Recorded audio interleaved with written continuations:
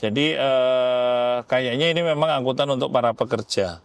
Sehingga ketika di hari kerja, itu penumpang kita tadi 100-105 ribu lah setiap hari. Nah untuk yang weekend itu ya memang masih di kisaran 50 ribuan per hari. Nah ini artinya dampak sosial dari hadirnya LRT ini menurut saya cukup signifikan kan gitu ya, dibandingkan dengan moda-moda yang lain kan gitu. Nah seharusnya memang kita mulai berpindah ke angkutan-angkutan massal seperti ini kan gitu. Itu sih Mbak dasarnya kenapa kok tidak ada tanya kan gitu. Karena Perpres 49-nya itu awal konsepnya hanya sampai ke menghubungkan ke bandara dan ke Bogor kan gitu.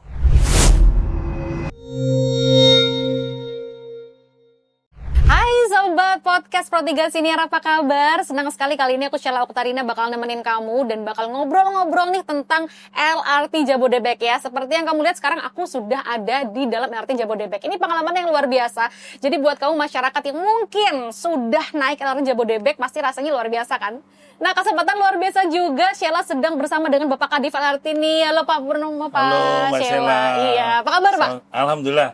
Salam sehat. Ini nyaman sekali ya Pak ya, berdiri di sini tuh sangat nyaman gitu loh. Iya. Jadi nanti boleh Pak Purnomo ini menceritakan seluk-beluk tentang LRT bagaimana? Boleh Pak ya? Iya. Ayo. Ya Mbak Sheila. Jadi ini kita sedang ada di light maintenance, tempat perawatan LRT Jabodebek. Jadi di sini setiap hari kereta ini kita cek agar layak untuk dijalankan. Oh gitu. Jadi ini salah satu, ini persiapan sebentar lagi akan keluar untuk melayani penumpang sore hari. Oh, Dan wow. ini ada dilakukan di light maintenance. Kan gitu ya. Jadi semua kita coba mulai dari AC, lampu, fasilitas apapun kita lakukan pengecekan di sini. Termasuk peralatan-peralatan pengaman. Keamanan itu kita lakukan pengecekan di sini. Di light maintenance tempatnya yang ada di sini begitu ya. Betul, Nah ini bisa iya. dilihat juga. Ini tidak ada yang nyetir ya, tidak ada masinisnya ya. Oke, bisa Tidak ada dilihat. Oh masinisnya. wow, oke. Jadi ini Jadi otomatis ini tinggal jalan sendiri. diperintahkan oleh operation center, itu nanti akan jalan sendiri. Masuk ke Keren. sana terus keluar ke stasiun Jatimulya. Oke, ini kalau gitu kita bakal ngobrol lebih lengkap di mana nih Pak enaknya Pak? Kita menuju ke sana yuk, ke bawah. Oke, ayo silakan. Awas Mbak. Ya. Wow. Mbak, jadi ini jalur 3 light maintenance kita. Jadi di Oke. sini tiap hari ada 5-6 kereta yang disiapkan untuk perawatan yang nanti sore akan kita pakai. Oh, langsung ya dirawat dulu, Langsung langsung dirawat. dipakai ya Pak ya. Betul. Oke, wow keren. Di mana Pak kita ngobrolnya Pak? Kita bisa ke sana yuk, kita Oke. siapkan. Jadi sebenarnya kalau setiap hari itu mulai berangkat itu dari jam berapa Pak? Kita mulai, teman-teman mulai beroperasi dari jam 4 pagi. Kemudian nanti terakhir mereka melakukan perawatan itu di jam dari jam 1 sampai jam 4 pagi. Oh. Dan setelah jam 4 pagi, teman-teman mulai operasi. Karena operasi kita mulai dari jam 5. Oh, jam 5 pagi itu paling pagi ya? Paling pagi. Nah, biasanya untuk masuk di light maintenance, dicek-cek seperti ini, itu membutuhkan waktu berapa lama? 2 jam. 2 jam? 2 Berarti jam. sebelum Satu keberangkatan. kereta ya. Satu kereta? Satu kereta 2 jam. Kira-kira 2 jam sampai 2,5 jam lah. Gitu. Oke, nanti Pak, monggo.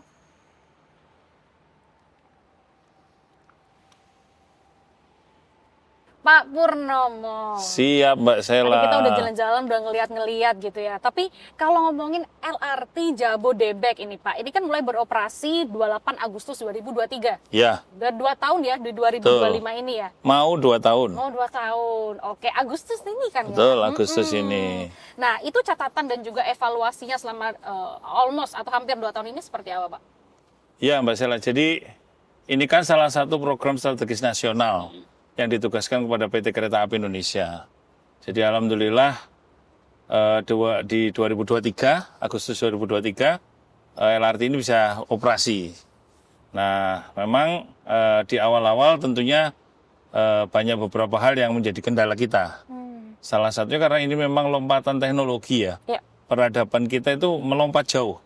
Yang dulunya kita mengoperasikan kereta api dengan grade automation level 0 atau level 1, sekarang jadi grade automation level 3. Jadi langsung naik jumping ke 3. Tanpa masinis, driverless. Jadi kalau kita pernah naik LRT ini, pasti nggak ada masinis ya, masinis dicari-cari tuh, masinis di mana.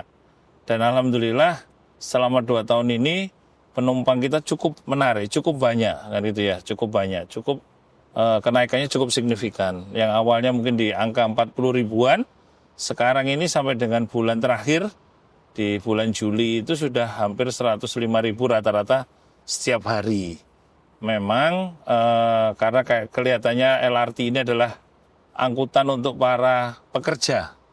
Kan itu ya, karena kita dari Cibubur, dari Jatimulya itu kita ke Kuningan, ke Rasuna Said, kan gitu ya, ke Duku Atas, Tamrin.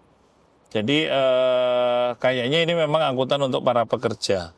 Sehingga ketika di hari kerja itu penumpang kita tadi 100-105 ribu lah setiap hari. Nah untuk yang weekend itu ya memang masih di kisaran 50 ribuan per hari. Nah ini catatan dan challenge buat kami bagaimana penumpang itu bisa kita tingkatkan untuk masa-masa weekend Mbak Sela. Gitu. Oke, jadi rata-rata berarti weekend itu orang banyak istirahat di rumah ya? Karena Iya, kan kerja biasanya weekday betul. rame begitu ya Pak ya? Jadi memang yang stasiun-stasiun LRT dengan tujuan tertentu yang menjadi pusat keramaian itu memang di situ. Kayak Taman Mini, Bekasi Barat, Sudirman itu jadi tempat kunjungan mereka. Selain itu ya rata-rata memang relatif sepi ya, karena memang mereka pusat perkantoran dan lain sebagainya lah untuk aktivitas sehari-hari kan gitu. Oke, nah langkah strategis yang mungkin sudah dilakukan ini Pak, tentunya untuk menjaga keselamatan operasional ya untuk penumpang. Iya. Ini apa saja? Jadi Mbak dari awal LRT ini karena memang ini nantinya driverless ya, tanpa masinis, kita siapkan semua unsur safety yang ada di LRT ini bisa terpenuhi. Dan ini yang perlu dicatat adalah ini standar internasional. Jadi kita berdasarkan standar internasional dan diverifikasi oleh badan internasional, semacam seperti itu Finland dan lain sebagainya. Nah itu kita siapkan mulai dari SOP, tata kelola, kemudian antisipasi itu kita siapkan Mbak. Kalau event terjadi sesuatu gitu ya di dalam operasionalnya. Kemudian yang kedua kita juga melakukan kegiatan tanggap darurat, simulasi tanggap darurat. Jadi kalau misalkan ada kebakaran, kemudian ada gangguan-gangguan yang keretanya harus ditarik gitu ya, didorong, dibawa ke depo dan lain sebagainya, keretanya rusak, kita lakukan itu antisipasi dengan melakukan kegiatan tanggap darurat. Dan tanggap darurat yang kita lakukan ini strukturnya tata kelolanya itu terverifikasi oleh Badan Sertifikasi Keselamatan Nasional termasuk dengan Kementerian Perhubungan. Itu kita lakukan verifikasi sehingga kita harapkan bisa memberikan rasa nyaman, aman kepada para penumpang kita Mbak. Kan gitu. Karena memang ini menjadi salah satu keunikan ya ketika driverless. Driverless. Ya kan? Terus ini gimana kok keretanya jalan sendiri? Nah, ternyata memang sudah diverifikasi untuk keamanannya begitu ya Pak ya. Nah, kalau kita kembali ngobrolin soal masalah weekend dan weekday tadi, masalah jumlah penumpang yang bisa dibilang meningkat begitu ya. Orang udah common naik LRT segala macam. Nah, apakah ini menjadi indikasi positif di tengah efisiensi yang sedang digaungkan pemerintah? Tentunya ini menjadi salah satu indikator positif ya, pasti. Karena gini, salah satu contoh yang kita lihat sekarang, penumpang terbanyak kita itu ada di hari Rabu nih, contoh ya. Kenapa Rabu? Karena ada instruksi pada saat hari Rabu, semua ASN, terutama ASN DKI, itu kan harus naik kereta angkutan umum massal. Nah ini ternyata itu menjadi salah satu contoh. Kemudian dengan sekarang kita memberlakukan tarif yang dynamic pricing, karena kalau di peak hour kita jual 20.000 dan non peak hour kita 10.000, ternyata setelah dihitung itu relatif ini menarik buat para penumpang kita kan itu ya. Artinya dalam kondisi efisiensi, dalam kondisi apa yang diprogramkan oleh pemerintah saat ini, ya salah satunya adalah menggunakan angkutan umum massal yang nyaman kan gitu ya. Nah salah satunya pasti LRT Jabodebek ini. Pilihannya adalah LRT Jabodebek. Iya. Ya, oke. Nah, pas tanggal 17 dan juga 18 Agustus, Hari Iya. Ulang Tahun Republik Indonesia ke-80, ini kan promo ya, Betul, Rp80. Dan Iya. penumpangnya itu membludak ya. Ada sekitar Iya. 158.888. Itu 2 hari, 17 2 hari. 18. Iya. Ini naik 74% dibandingkan mungkin weekend-weekend atau hari Betul, biasa. betul. Nah, waktu dievaluasi itu seperti apa, Pak? Iya, jadi ini kan memang salah satu program pemerintah ya, bahwa di perayaan, dalam gebiar perayaan HUT kemerdekaan kita yang ke-80, ini pemerintah ingin memberikan sesuatu kepada masyarakat. Ya. Salah satunya adalah dengan memberlakukan tarif Rp80. Nah, ternyata antusias masyarakat cukup banyak ya. Kalau kita bandingkan dengan hari Sabtu atau Minggu di hari-hari biasa, itu tadi naik 74%. Ya. Kan gitu. Dan ternyata masyarakat cukup antusias untuk naik angkutan umum kita, dalam hal ini LRT Jabodebek. Kita coba juga perpanjang jam operasinya sampai tengah malam, melewati masa-masa pengunjung ini pulang dari kegiatan pesta rakyat dan itu. Dan ternyata menarik nih, mereka juga cukup tertarik dengan apa yang kita berikan di LRT Jabodebek ini, Mbak, kan itu. Jadi ini cukup menarik lah dibanding dengan tahun-tahun sebelumnya, kan itu. Berarti di gerbongnya LRT sendiri waktu itu penuh begitu ya? Penuh, Oke. cukup penuh. Sampai malam, sampai di atas jam 24 itu masih cukup ramai penumpang kita. Wow, itu menunjukkan antusias yang luar biasa ya. Betul. Kita boleh rehat dulu Pak, monggo lo diminum. Ayo, terima kasih. Ini bukan properti kan ya Pak ya? Wah. Oh, ini ada airnya ya.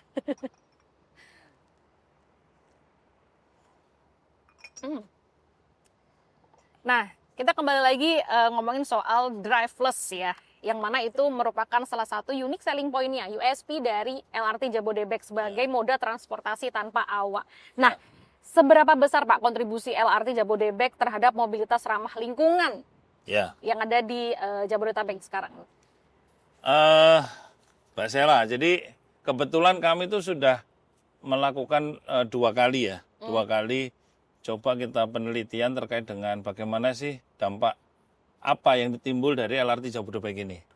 Yang pertama dibantu oleh teman-teman dari Amnetis ya, itu dicoba. Kemudian yang kedua dari teman-teman UI, kan gitu ya. Ternyata dari situ memang angkanya itu keluar cukup signifikan. Jadi ternyata kita bisa menghemat emisi karbon, kan gitu ya, emisi karbon. Kemudian yang kedua juga kita bisa melakukan penghematan kira-kira sekitar 217 miliaran ya dalam masa kita 2 tahun ini. Bagaimana kalau emisi karbon itu kita jadikan uang, kita setarakan dengan uang, itu kira-kira hampir 217. Kemudian berapa banyak fuel consumption yang bisa kita hemat dengan masyarakat menggunakan angkutan umum massal dalam bentuk LRT ini, berapa banyak sih fuel yang bisa kita hemat? Itu hampir 170-an miliar kan itu. Wow.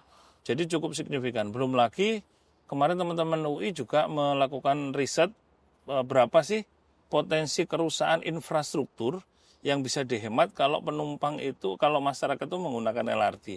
Itu hampir nilainya bahkan cukup fantastis, hampir 1 triliunan lah. Nah ini artinya dampak sosial dari hadirnya LRT ini menurut saya cukup signifikan kan gitu ya, dibandingkan dengan moda-moda yang lain kan gitu. Nah seharusnya memang kita mulai berpindah ke angkutan-angkutan massal seperti ini kan gitu. Oke, untuk mengurangi kemacetan juga ya, kita bisa naik transportasi umum. Nah, pastinya ada tantangan ya Pak ya, tantangan dan juga langkah integrasi dari LRT Jabodebek dengan moda lain yang sempat tadi Bapak sebutkan gitu. Misalnya ada KRL, kemudian Transjakarta, Jaklingko dan lain-lain. Itu seperti apa sih tantangannya? Kita dengan moda angkutan yang lain itu mestinya tidak menjadi suatu suatu kontraproduktif ya. Nah, kita sekarang tugas kita ini adalah bagaimana moda-moda angkutan umum yang lain itu bisa berintegrasi dengan kita. Kita berusaha bagaimana kita mengintegrasikan mereka sehingga mereka menjadi satu kesatuan integrasi transportasi umum massal yang seamless, yang nyaman kan gitu ya. Contoh, LRT ini kita bangun, ada salah satu stasiun yang dilewati KRL, stasiun Cikoko namanya. Itu terkoneksi dengan stasiun Cawang KRL. Artinya penumpang dengan satu jembatan penyeberangan bisa pindah moda. Kami hanya bisa di sekitar Kuningan, tapi kalau mau ke Bogor, mau ke tempat-tempat yang lain, termasuk misalkan yang jauh Rangkas Bitung gitu ya, bisa pindah di Cikoko, kan gitu. Itu dari sisi KRL. Kemudian dengan Transjakarta, hampir semua stasiun kita yang ada di lintas pelayanan 2, mulai dari Cawang sampai dengan Duku Atas itu semua terkoneksi dengan Transjakarta. Di atas stasiun kita, di bawahnya halte Transjakarta. Terus yang ketiga yang terbaru adalah Halim. Halim ini terkoneksi dengan kereta cepat Jakarta-Bandung dengan Wus. Nah, ini terkoneksi sehingga penumpang bisa pindah moda, misalkan dari Bandung mau ke Jakarta bisnis atau kegiatan apapun bisa pindah di Halim ini. Kan gitu. Nah, yang terakhir di Duku Atas, Pak, stasiun paling ujung. Itu terkoneksi dengan MRT, dengan KRL, dan juga dengan Transjakarta. Jadi di sana benar-benar jadi contoh bagaimana kita berupaya agar integrasi antar moda ini bisa terbangun dengan baik, kan gitu. Gitu, Betul. Dan memang saya juga Pak, saya lewat naik MRT, habis itu tadi nyambung LRT dari Duku Atas sih ya. Benar. Oke, dan itu memudahkan penumpang ya, misalnya mau kemana-mana gitu ya. Iya. Tinggal naik atau tinggal cari aja, tuh rutenya udah ada semua naik transportasi umum ini gitu. Nah, mungkin banyak juga ya Sobat Pro 3 yang common gitu kan, LRT ini kok ternyata ada 2 ya. LRT Jabodebek sama LRT Jakarta gitu kan, yang mana itu dengan Pemprov DKI Jakarta.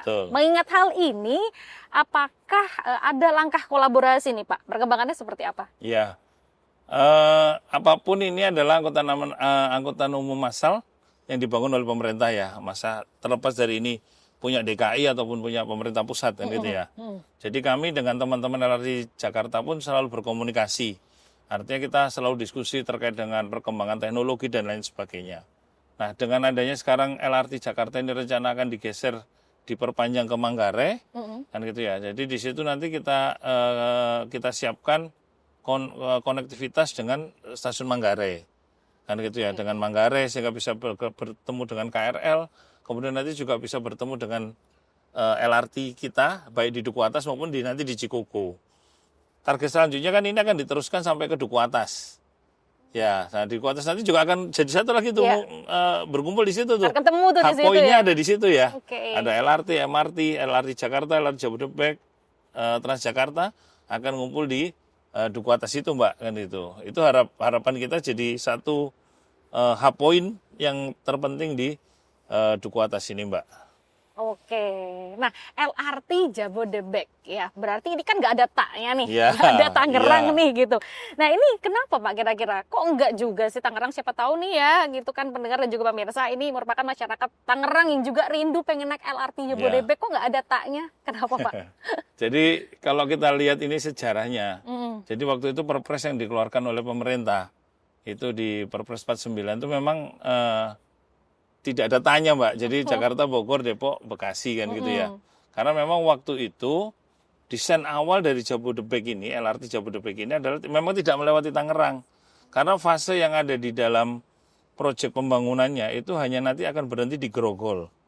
Dan terkoneksi dengan LRT Jakarta, Grogol ke Soekarno-Hatta, kan itu. Nah ini, terus yang kedua ke arah Bogor, ke arah Baranang Siang dan lain sebagainya. Jadi di dalam konsep awal pembangunan LRT ini memang tidak masuk ke arah Tangerang, tapi tidak menutup kemungkinan ke depan dengan perkembangan kondisi sekarang ini bisa juga nanti akan ke Tangerang kan gitu ya, kan gitu. Itu sih Mbak dasarnya kenapa kok tidak ada tanya kan gitu. Karena Perpres 49-nya itu awal konsepnya hanya sampai ke menghubungkan ke bandara dan ke Bogor kan gitu. Oke, mudah-mudahan terrealisasi ya gitu. Amin, karena amin. Siapa tahu memang masyarakat Tangerang selama ini naiknya KRL kan, ya, yang betul, ada KRL, betul. Terus pengen juga LRT Jabodebek jadi Jabodetabek, ya, why not? Betul kan ya, Pak ya? Betul sekali, setuju. Setuju ya gitu. Setuju. Nah, kira-kira ada pesan nggak sih dari pihak LRT Jabodebek kepada pemerintah sekarang nih Pak, dari zaman era Prabowo Gibran? Karena kalau pas zaman dulu kan dikunjungi begitu ya sama Pak Presiden Jokowi. Ya, jadi mungkin untuk pemerintah sekarang tentunya kita harapkan bahwa apapun infrastruktur pembangunan transportasi masyarakat umum ini, masyarakat umum massal ini harus kita teruskan. Karena apapun ini akan bisa berdampak sangat positif kepada perekonomian yang ada di Indonesia, pergerakan penumpang, mobilitas penumpang, kemudian juga masyarakat tingkat perekonomian masyarakat bisa kita tingkatkan. Karena semua pasti akan bergerak, ekonomi akan bergerak dengan adanya transportasi umum massal kan itu ya. Dan yang tentunya kita ingin hidup sehat, sehingga harapannya Jakarta dan Indonesia akan lebih sehat lagi dengan transportasi umum massal yang ramah lingkungan, kan itu ya. Kalau kita bisa mengurangi penumpang ataupun masyarakat yang bermobilisasi dengan kendaraan pribadi, saya pikir Indonesia ataupun Jakarta khususnya akan lebih sehat, akan lebih green. Nah, jadi dari situ harapan kami agar transportasi massal ini bisa kita teruskan di pemerintahan sekarang, sehingga semua daerah akan memiliki angkutan massal umum yang masif dan seamless buat masyarakat kan gitu. Oke, nah ini mungkin masyarakat juga pengen tahu untuk perawatan sendiri ini ya, yang seperti di belakang kita ini. Ini gimana Pak? Biasanya masuk kandang gitu, dicek-cek itu berapa hari sekali gitu? Jadi Mbak, prinsipnya adalah kita menjamin keselamatan penumpang. Keselamatan itu menjadi hal yang prioritas buat kami.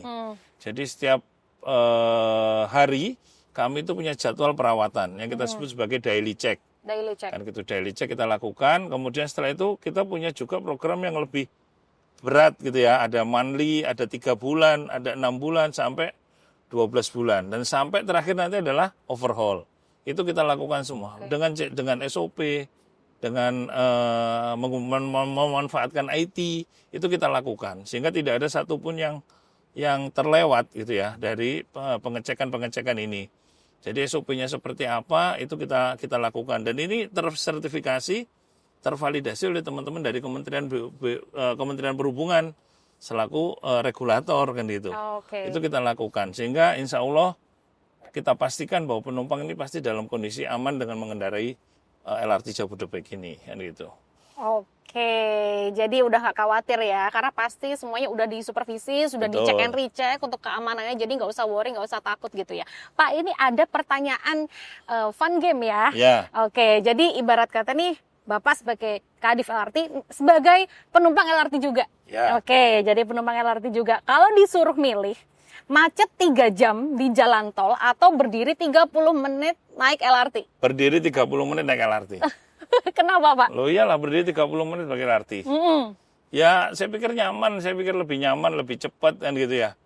3 jam menunggu 3 jam, macet, kayaknya waktu yang agak boring lah ya.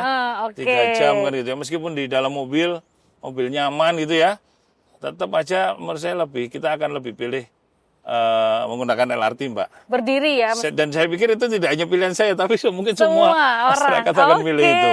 Kan Terus gitu. nunggu kereta LRT 10 menit atau jalan 1 kilo ke stasiun?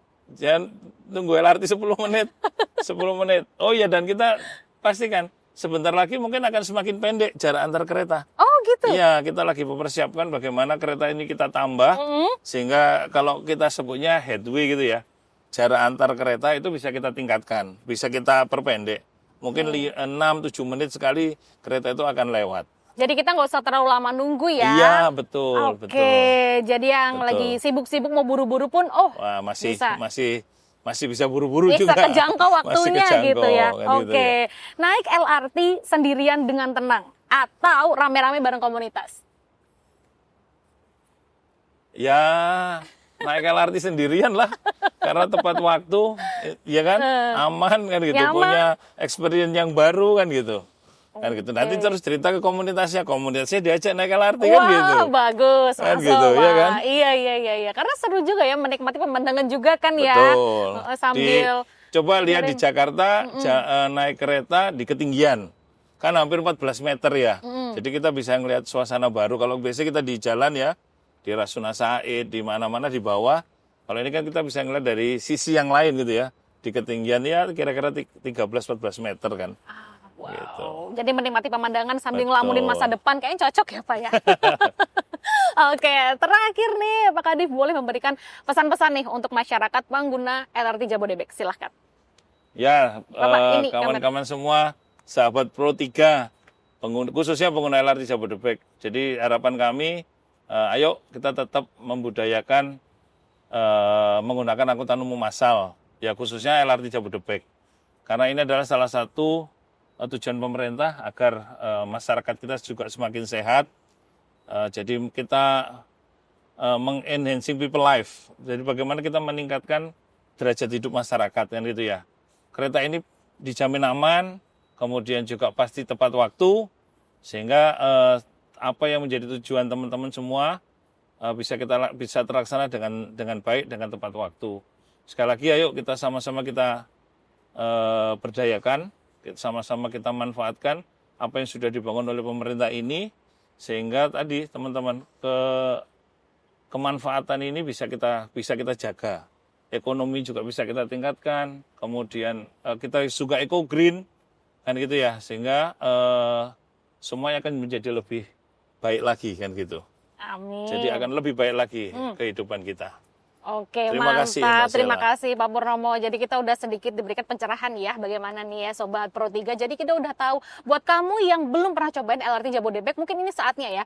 Ketika kita naik transportasi yang bisa melihat pemandangan, Iya. jauh dari kemacetan, efisiensi waktu, begitu kan ya. Nyaman yang pasti Betul. dan juga aman. Karena dapat info tadi CCTV-nya di mana-mana dipasang ya Pak ya. Betul. Oke. Betul.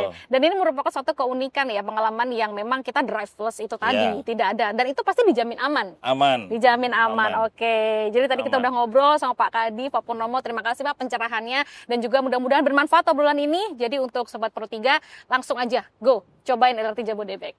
Naik Oke. LRT Jabodebek. Naik LRT Jabodebek. Oke. Usai sudah kalau gitu podcast Niat Pro 3 saya Sheila Oktarina pamit undur diri dan sampai jumpa.